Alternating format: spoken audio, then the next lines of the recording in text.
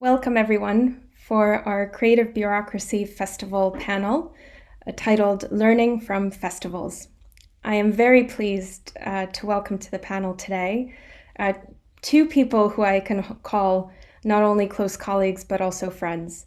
This is Christie Anthony, Associate Director of Community and Culture for the City of Adelaide, and Robert Piaskowski, the Plenipotentiary for Culture for the Mayor of the City of Krakow. Now, these two people are with us today because they have very interesting and unique trajectories, career trajectories. Both started in numerous roles, but eventually ended up running, managing, founding, directing festivals, respectively. Christie worked as the CEO of Festivals Adelaide, and Robert worked as the program director at the Krakow Festival Office. And at some point, their career took a turn and they decided to go work in city administration. And so they offer us a very unique perspective on this very question of what can city bureaucracies learn from the festivals. Welcome to my two panelists today. We only have 25 minutes to extract as much information and knowledge from you as possible, so we'll dive right in. Robert, Christie, I was hoping to ask you from the outset, what skill sets do you think that you earned and gained while working in the festival sector that have really informed now your roles in city bureaucracy? And what skill sets can festival operators more broadly offer to the future bureaucrat? Christie, maybe I'll throw it over to you first. Okay, thank you, JJ, and hello, Robert. Hello, everyone. Well, I actually see quite a lot of connection between these two sectors. I'm very new, admittedly, to the local government sector, and in Australia we have three levels of government, very hands-on on the state and federal. And to me, the skill set that is required in festivals, being adaptive, being project-led, being very much a ability to on the core act in a manner is required at the time. So you might have to suddenly deal with the media, you might have to suddenly deal with politicians, you have to raise money, you might have to bigger picture whilst focusing in on a specific project. That is transferable in my experience here, and I think that it's a good grounding for certainly local government level bureaucracy. Robert, how about you? What's your perspective on the question?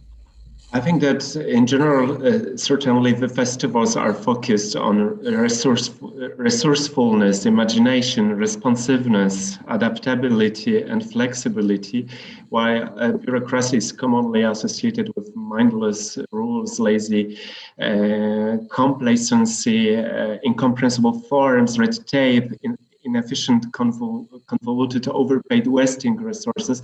But it's of course not true.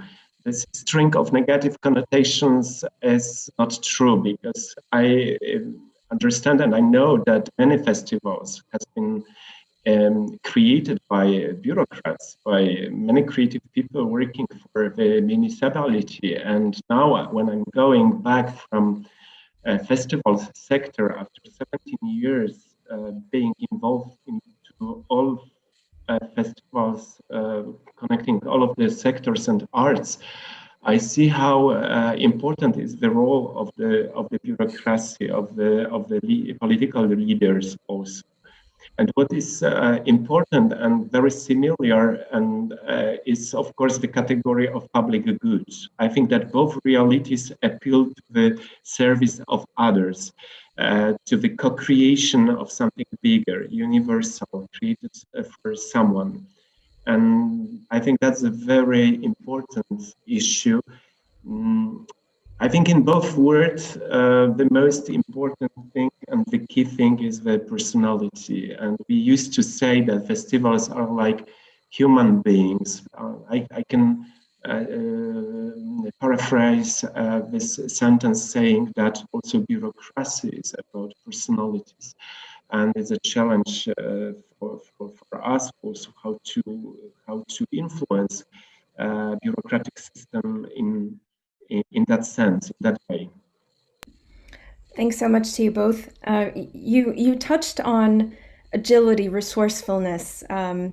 What does that controlled disorder of a festival teach us? Something about those quality traits. Robert, you touched on the personality and the humanness behind both festivals and bureaucracies. Christie, you mentioned these quality traits as well. What can controlled disorder specifically teach us about the necessary character traits of a bureaucracy that would help forge this very mission-centered approach that you both spoke of? You're asking me? Christie, go ahead. Okay, thank you.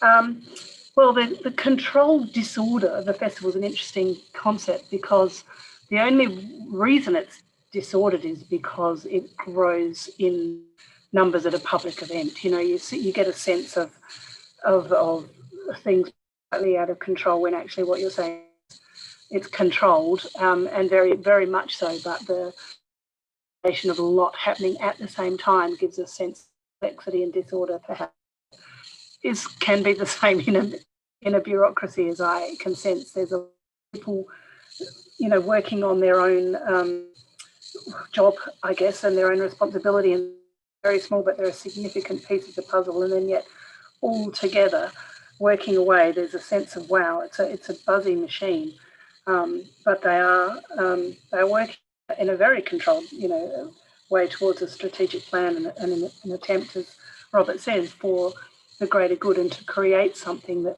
humanity will benefit from in the long run. So the agility of the organisation to respond quickly, certainly at the local government level, is very, very similar. I mean, festivals can respond to the zeitgeist of what's going on, you know, through comedians and artists picking up an essence of what, you know, reflecting back to us what we need as humans to understand in order to progress our position on the planet.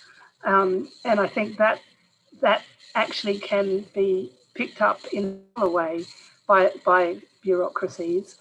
Certainly they can be influenced by what happens perhaps first in a festival, and that can lead what happens in local government. To that end, there's agility across sectors, despite, you know, the fact that there's legislation and there's a lot greater control mechanism within a bureaucracy, of course, but the outcome of what we're trying to achieve is extremely similar. And Robert, what is your perspective? We certainly think of festivals as a spontaneous and very, let's say, flexible energy and accumulation of creative potential, talents, emotions. But in fact, it's a very powerful organization behind also. And what is the most difficult thing in COVID's time? It was the challenge how to redesign and change festivals. That's why all of the biggest events almost were cancelled in Europe and in the whole world, while smaller ones will take place in a limited scope, for example, in the open air areas. I wanted to stress that festivals are also a rigorous organization. It concerns such issues as financial, communication policy, security, cooperation with the police, and so on. So festivals have their own hierarchies also, but are based on a different kind of authority. It is the charismatic authority of the leaders. They are leaders, and their energy gives identity to the events. There is certainly an administration and a bureaucracy to be thought of based on the charismatic power and personalities of the leaders, although it is not easy to imagine officials issuing scribbles or ID cards or civil registry staff that they bring a pinch of madness and out-of-box thinking into the rigidly described procedures. Because festivals are about direct contact, while the bureaucracy defines the framework for contact with a personalized petitioner. Festivals manage the emotions, the bureaucracy, a set of rules, and yet both realities have more in common than they think, because they both put on high quality of life for city inhabitants, on justice in approach, on making our societies more resilient, more fair, more prosperous. Thank you so much. Christie, you touched on the fact that sometimes festivals can inspire bureaucracies to make changes. I wonder if you can think of an example or what your perspective would be on the question of whether festivals can inform policies and procedures of public administrations. I think that they absolutely, in a couple of ways. I think, well, for a start, they employ, ex-festival staff, I think more and more, who will bring a level of understanding of a festival procedure. And Robert's quite right. The perception of a festival is that it's organic and out of control and not structured, but actually it's deeply structured. And in order to be successful, there's got to be a lot of good safety structure behind the platform, and a lot of people pedaling fast to make it look like like something that's almost on the verge of being entirely organic. But there's only a few festivals, in fact probably the most kind of out of control ones, got the most kind of deep structures around them. So yes, festivals can inform local government by, employers who will then bring this understanding in and start sort of structuring things a little bit way. Festivals sort of display a proof of concept quite regularly. So they might be the first ones to make a decision on their strategy, such as we're going to control the waste stream. We're not going to let anyone into our festival with plastic. And then that is often, they can choose to do these things just, for the benefit of their brand and messaging. It will actually inform like government, often things start in a waste minimisation strategy for events can come and grow from one festival that started it and then picked up by the government and be rolled out to everybody. That happens time and time again. But also I mentioned earlier that, festivals can kind of tune in on a social zeitgeist as well, such as quality or some perceptions of multiculturalism and gender specificities. And so that they often lead, and then policy will follow and come from that. And they can lobby directly governments and say, and use their might of their audience base and their public profile. Have, the one major difference, I think structurally there's a lot of similarities, but the major difference being the way in which they're perceived by the media and the public, and festivals are so much more kind of high regard, and governments aren't necessarily always, which is a shame, because I think ultimately they have many similar final, as I said, trying to reach the same goal. And Robert, what would your take be on this question? How have you seen public administrations informed by festivals in terms of policy and procedures? Yeah, for us, festivals used to be, and they are always, something like a radar. They really catch from the reality important issues. I like this expression. We promote our festivals ecosystem through sentence, locally grounded, globally oriented. So meaning that we are always close to inhabitants, but also having this bigger picture, as Christie said, is important to have this big picture. But it's obvious that festivals have this important role in promotion of artists, in emergence of many great projects. They influence all the discourse about arts. But also large Polish festivals have become specific cultural institutions. They create conditions for artists to develop, overcome new challenges and for viewers to observe this development. There is space for discussion, and in Krakow, many great ideas, they influenced local policy and, let's say, bureaucracy in a large sense. Even the whole program of the culture development until 2030 has been influenced by festivals. Festivals has been promoting such ideas like recycling or eco-practices, sustainable transport, including in particular such ideas like using bicycles or carpooling instead of cars, sustainable food production, local manufacturing, local supply chain, for trade production, but also important, especially now in Poland and all of the Eastern European young democracies, it's a question what Christie said, principles of social justice, human rights, freedom of expression, cultural rights, principles of inclusiveness, including in particular the inclusion of groups from underrepresented groups. So we develop now such phenomena as senior volunteering. Festivals started with such a concept. Now institutions, traditional institutions, start to make the same thing, or festival kindergartens where children can be left under the care of experienced animators during the shows or festivals.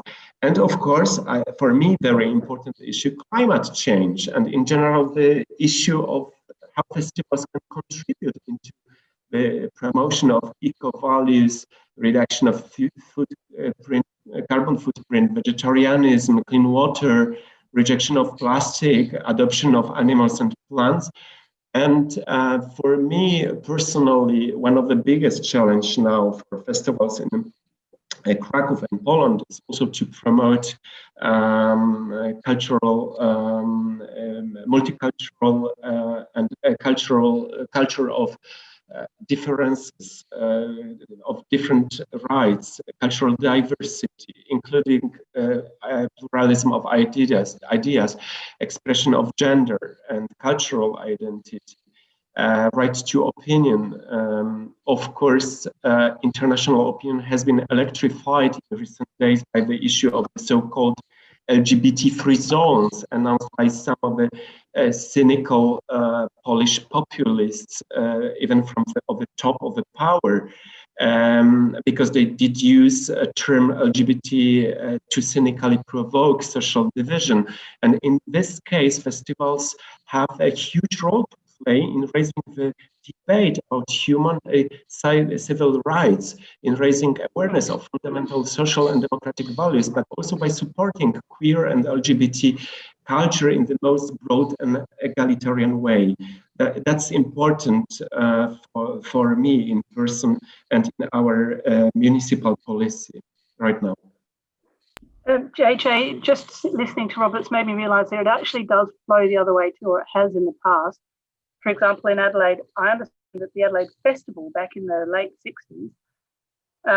60s was actually a construct, an idea that did come through some sort of startup. The Adelaide City Council was heavily involved in those first meetings that said, what we need is a mechanism to help people understand each other in an international, and this was post-World War II, and they didn't want ever see the possibility of a misunderstanding of culture and cultures in the world, perhaps lead to further misunderstanding and potentially war. So they made a conscious decision to actually set up a festival to try and help bring in international product, let's say international arts of other countries, to give the people of Adelaide a broad understanding and exposure to different and complex ideas and contemporary thinking from all over the world. So I think that does occur to me that whilst we're talking about festivals very much leading, it's true that the answer to problem solving for complex international relationships and maybe even peace. Thanks so much to you both for that contribution. I often think about festivals as vehicles for change, and think about how to apply Mm. theory of change essentially to the ways in which we conduct and produce these events. Certainly, what is the outcome and what public good comes from them is very central to both arts and culture festivals and public administrations. It's in hearing both of you speak, it does raise the question of, well, these are very complex issues. This is a very broad set also of problems, of opportunities, of challenges, of thoughts and ideas that we have as societies. So inevitably, this means that we work outside of silos. We need to reach across of these silos in order to join together with other sectors, other industries, other entities in order to drive change, drive impact, drive outcomes. So it could be said that a festival operates like a task force. It takes on a challenge like a task force. And I wonder if you have observed any lessons from that metaphor, and whether you have seen them applied in the public administration space. And perhaps I will change the order of things and just ask Robert to answer first. Yeah, that's that probably this is the best description of my role now, to be connector and influence different segments of our silo of the municipality, and also showing different perspectives. What is important, I have an experience in a completely different sector now, in heritage management, showing that every fragment of the city belongs to the other department, roads department, heritage, conservatory services, and so on. My role is to get them all together, designing, managing, working on the same values, same rules, same opinions, how to manage such a vulnerable and fragile environment, which is historical centers of towns. And that's important, to keep people always around the table, to speak, to discuss, to do not leave anybody outside or not invited. That's the biggest challenge. It is very energy consuming. This is very difficult sometimes. It's a very ambitious thing. You always need to think what should be around the table.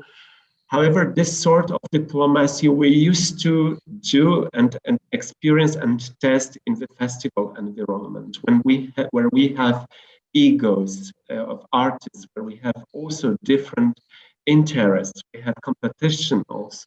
So this experience is very important to me now, and I think that building such round tables or even project groups for specific issues. I mentioned LGBT issues. We started in Krakow project group combining education, culture, social department, security, and clubs and festival sector into that specific issue, because it's a very delicate and very important issue right now.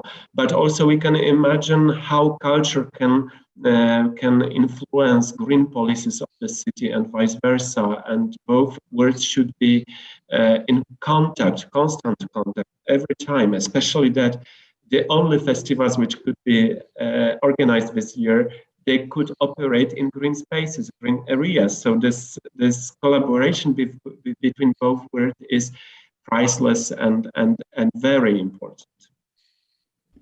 Thanks so much. I agree. Thanks. Yes. I think that there are necessarily teams. To be very sort of practical about your question, there are necessarily teams in all festivals and council.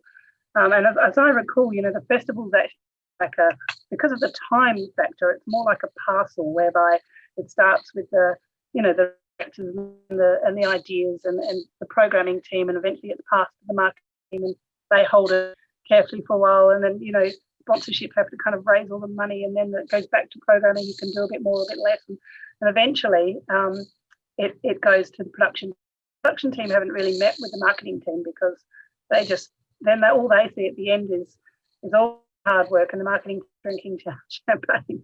And they get, so getting them all around the table, and they all delivering for the same thing, but very similar. Robert, actually right, knowing who to bring around the table and how to make, that everybody has under their and what we were working towards. I had a project here at the City of Adelaide for COVID, whereby we had to do, a quick response program. What we do to just make the city feel so activated, and simple things, and get out huge amounts of money. So we pulled together a team from right across the organisation. A horticultural person, somebody from finance, someone someone, all this extraordinary team, and then we opened it to the public, got a lot of ideas, and then sat there together, ticking them off and delivering them, one by one. But that was, I think, that was a festival in a way. Sort of, to me, it was like a mini festival, because we had a mission, we had a time frame, we had a budget, and we had to pull the right people around the table to do it. And then that's dissolved, right? We're finished with that project. But when we get another task, another thing, we'll similarly put a task group together and deliver it that way. Meanwhile, there's ongoing and regular work in your own patch, but it has to intersect with other departments, and of course organisations outside the council. It's critical that there are collaborative partners everywhere. So there's a lot of similarities in that regard. The only, of course, being that so far I haven't noticed in council that it all stops. I'm sorry. I think that this is important what Christie said. This integrating force of festivals, which is very important also on the administration level. Otherwise, we have like cacophony of decisions, conflicts of opinions, interests, conflicts, and so on. This is unthinkable with festivals. Here, one energy, one identity is important. The mission of these events, that's very important. That is why we have set up a horizontal common staff consisting of managers of different aspects of the city, in which we agree on the mission, values, and common goals. For example, just a simple thing, how to solve the problem or challenge the issue of electric scooters in Poland now in many cities. They are abandoned everywhere. This is a big mess with scooters everywhere in the world. How you can solve such a problem from the sheriff's perspective? But we can use festivals to promote really right attitudes, and that's very, very tempting to use it completely from different approach, not from rigid rules from sheriff. I will ban scooters in the city at all. This now we can only work collectively, and we need to always construct the team. And those teams are crucial for festivals, but also those teams are crucial for the success of municipal policies. Thanks so much, Robert and Christie. Unfortunately, we have to wrap up now. We could go for a very long time, but thank you for all your contributions. Thank you to the Creative Bureaucracy Festival for the opportunity to share these insights. Thank you.